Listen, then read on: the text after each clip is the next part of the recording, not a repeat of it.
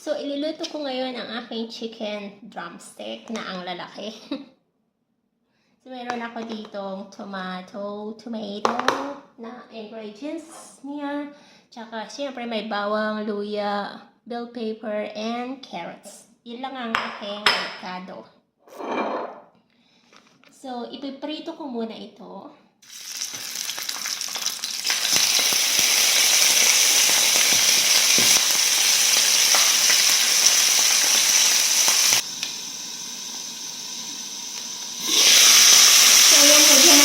Naprito na ng konti.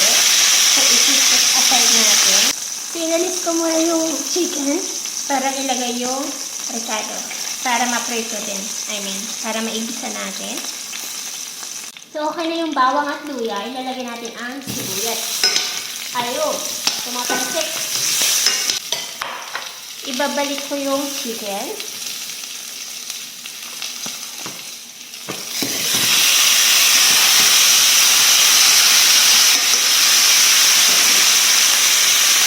And then, ilalagay ko yung kamatis. Buo na lang siya kasi malambot naman. Ayan.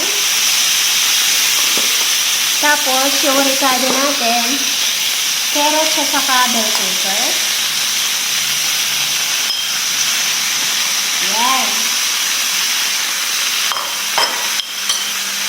Tapos, siyempre, ilagyan ng paminta.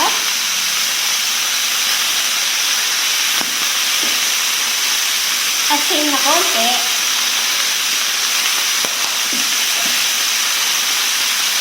Soy sauce.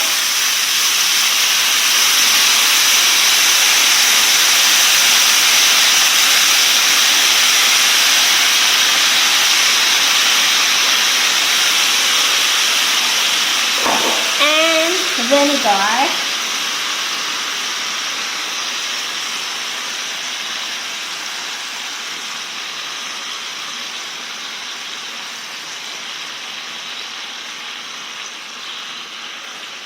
Ang bango.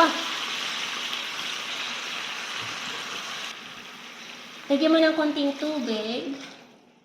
Tapos, takpan. So, ang ganda na ng kulo niya. Ang ganda. O, diba? Balik na rin natin yung chicken para maluto ng maayos.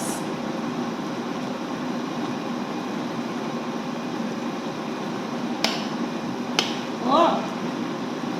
Wow na! So, meron siyang tomato. May kamatis. So, takpan ulit.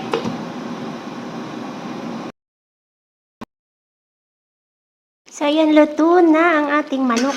Oh, mainit. Yan. Para fresh yung ano niya.